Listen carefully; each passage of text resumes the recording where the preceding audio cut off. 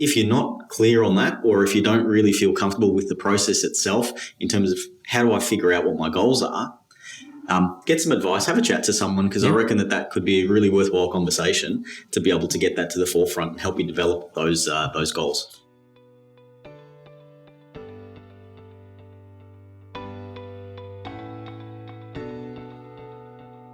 Welcome to 360 Money Matters, where financial planners Billy and Andrew talk all things financial planning. This podcast aims to increase your knowledge and confidence with all things money.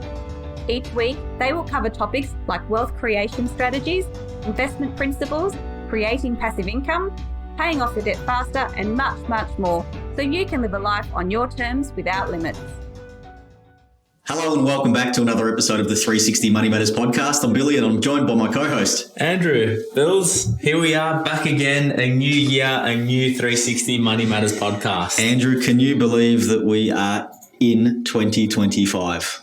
Yeah, it's crazy. I say that the years go by quicker and quicker, although I believe that there's also a study that has proven that fact, that as you get older, the years go by quicker.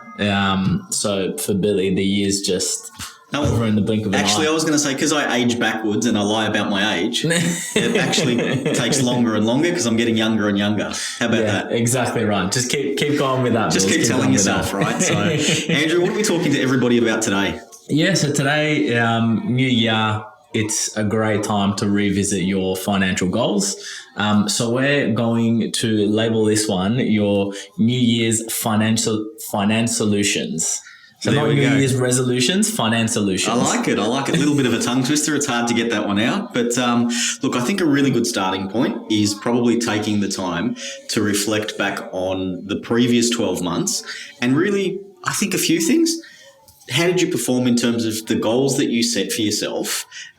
Did you achieve those? If you did, why not? What worked, what didn't? And I think that's a really good starting point, because then when you think about the next 12 months ahead, at least you've got some data and you can sort of maneuver and say, okay, this really didn't work, or I struggled with this, or that worked really well, let's keep doing that, or what have you. But looking back at the previous 12 months, how did you go financially? Did you hit some of those goals that you had set for yourself, whether it was a savings goal, an investing goal, whatever it may be? Did you hit those targets that you set for yourself? Yeah, exactly right. I mean, it's always good to take stock and reflect on what has been. And when you're talking about, what has been or what has happened, sometimes, and hopefully this isn't the case, but sometimes there's a Christmas hangover. So you really want to have a look at, all right, what happened over that Christmas period? What happened over the festive period?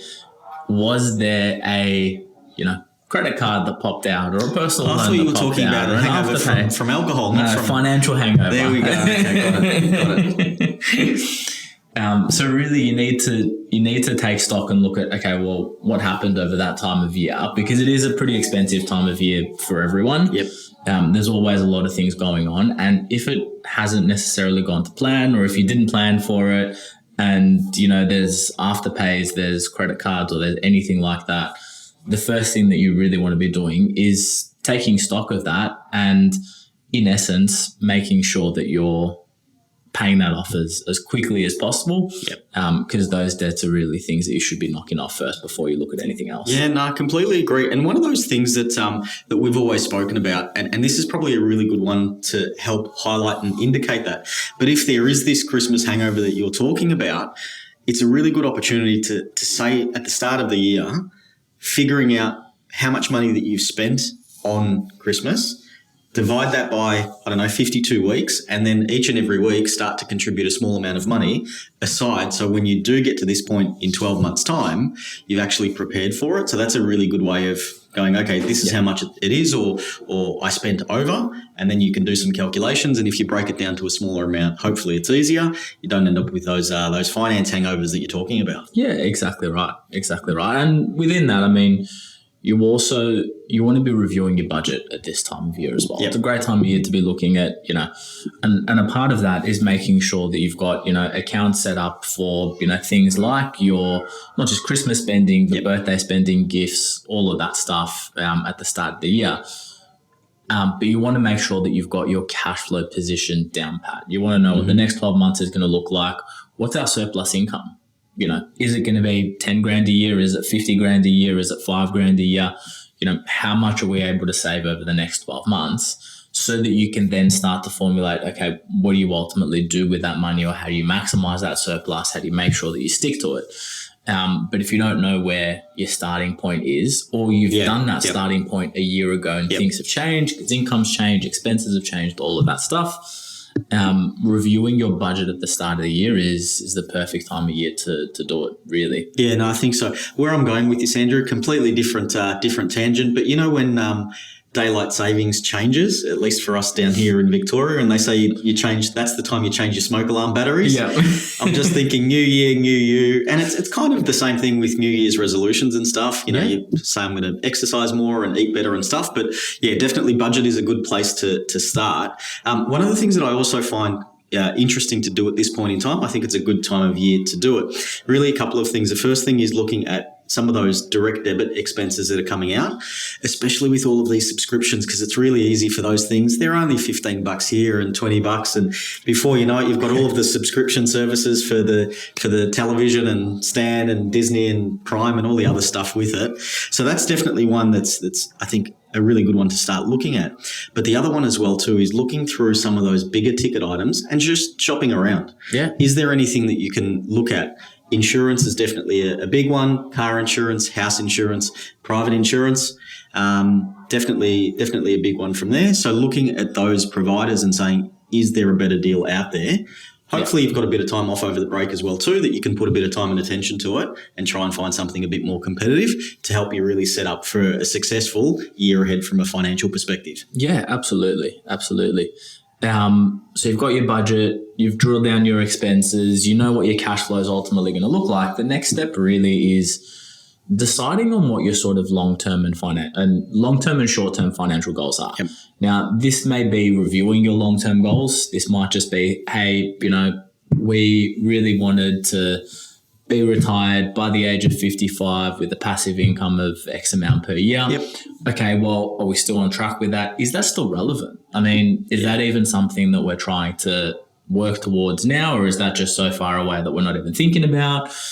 Is, a shorter term goal like upgrading the family home a bigger consideration? So really taking stock of what your financial goals are going to be, making sure that your long-term goals are still relevant, that you're progressing towards it and still have capacity and ability to achieve it. And then looking at your shorter term goals, so, the things that you probably want to achieve in the next 12 months, whether that's, putting money aside to go on a bigger family holiday, whether that's, saving money to renovate, a property, whether that's upgrading family home, whatever it is, looking at your shorter term goals and essentially building a plan to make sure that you're ultimately going to get there. Yeah. Yep. I think with that, and we always talk about getting advice because, in the world that we're in, we always talk about, you set your goals, you reverse engineer them and so on and so forth. But people may not necessarily know, and I've had a couple of these conversations late last year, but people may not know what's possible and they don't know some alternatives. I mean, I remember talking to a couple late last year and they were adamant that they wanted to get into the property market. They didn't want a mortgage, so they were talking like a one-bedroom apartment. And I'm like, okay, why do you want that? And it was because we don't want a mortgage. But then it's like, okay, does that then make sense for you and your lifestyle, not only today, but down the track? What other alternatives are available? And we started unpacking that. And then all of a sudden, some other goals came to the surface to said, well, now that we've been educated and we've got a little bit more knowledge around that, actually, let's start adding A, B, and C into the mix rather than just one particular thing. So getting advice, I mean, we always say get advice each and every week when we talk to everybody, but I think getting advice to help if you're not clear on that, or if you don't really feel comfortable with the process itself in terms of how do I figure out what my goals are, get some advice, have a chat to someone, because I reckon that could be a really worthwhile conversation to be able to get that to the forefront and help you develop those goals. Yeah, and I think that's a really undervalued aspect of what we do. So a lot of people come into, our offices or have a discussion and they think, hey, you're an investment advisor. I'm going to give you money and you're going to do some stuff and it's going to make more money and that's it. But ultimately, what we're trying to do and what a lot of clients get out of it, at least in the initial stages, is starting to formulate what does it look like? What do I want to achieve? Where do I want to be? And helping to start formulating those goals. Now, it might be something shorter term, and it might be something like, and that'll be the next point that we want to touch on is what are going to be the roadblocks, the challenges, the hurdles that you need to overcome to achieve that.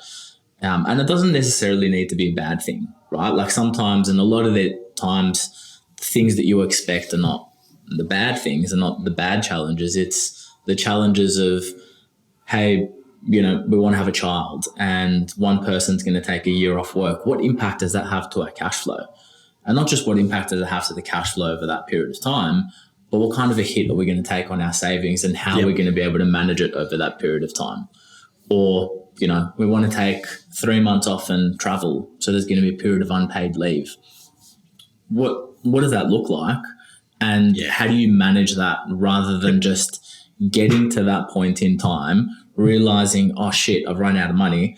I need to take on a credit card or I need to do something like that. And then all of a sudden you're paying for that decision over the course of, 2, 3, 4 years in order to, rectify something that you could have planned for and that you could have done significantly earlier.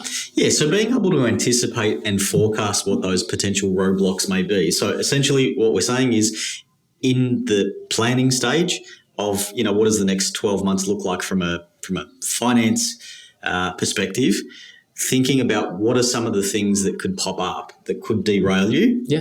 Be a roadblock to you achieving those goals.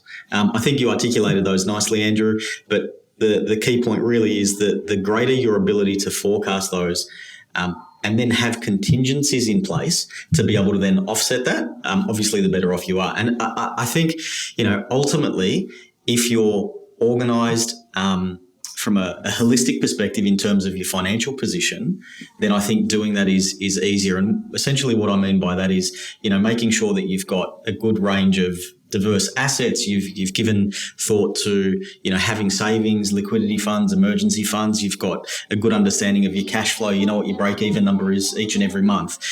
You've got control over your expenses. You're not using a credit card.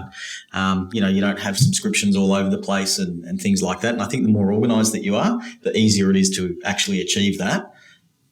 And then making sure that you don't run into those roadblocks throughout the course of the year as well. Yeah, and look, so within all of this sounds like a lot. I get it. I mean, for a lot of people, there's over the Christmas break, you're doing a lot of, festivities. There's a lot of enjoyment. There's a lot of happiness that's happening, which is amazing. Family time. Kids are potentially off school. If you like your family. Yeah, if you like your family. We love our families.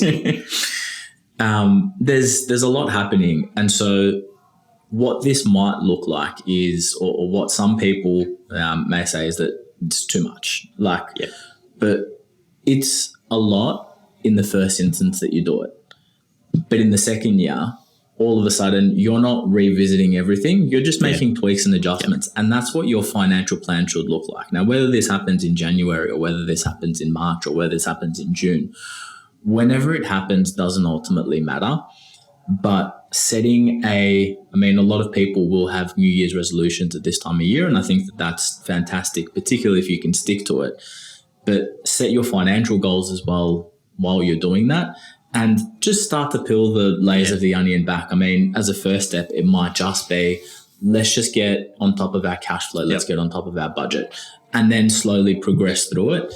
And as you build that plan and as you've got that strategy, the only certainty is that it's going to change. Mm-hmm. You know that there's going to be unanticipated things that are going to, derail you or, make you question your goals and make you question what you want to achieve and adjust what you're aiming towards. But once you've already got the strategy, once you know where you're heading, making the tweaks and adjustments on the side become a hell of a lot easier rather than just not knowing where you're heading, being derailed by something that's come unexpected out of nowhere and all of a sudden you're thrown into a tailspin. It's like anything, right? The more you do it, the easier it becomes, right? Exactly so it might be difficult at the start, but as you continue to tweak it, it becomes easier and easier. So there we go. Andrew, I reckon we did that one justice. welcome back to 2025. Hopefully that gives people an idea of some of the stuff to have a think about moving forward, re their financial position. Yeah. Thanks for today. Thanks very much, Bills, and thanks for everyone for tuning back in for 360 Money Matters podcast. Hope you got some value out of that one. If you did, like, subscribe, and we look forward to catching you on the next one. Thanks. Thanks for listening today. If you have any questions on what we talked about or would like to have a chat about your money journey, visit us at 360fs.com.au. Just a reminder to our listeners that the information contained in this podcast is general in nature and it is not intended as personal recommendations for the audience. Please consider whether the information suits your circumstances before acting on it. This information is provided by Billy Amaritis and Andrew Nicolaou of 360 Financial Strategists Proprietary Limited, authorised representatives and credit representatives of AMP Financial Planning.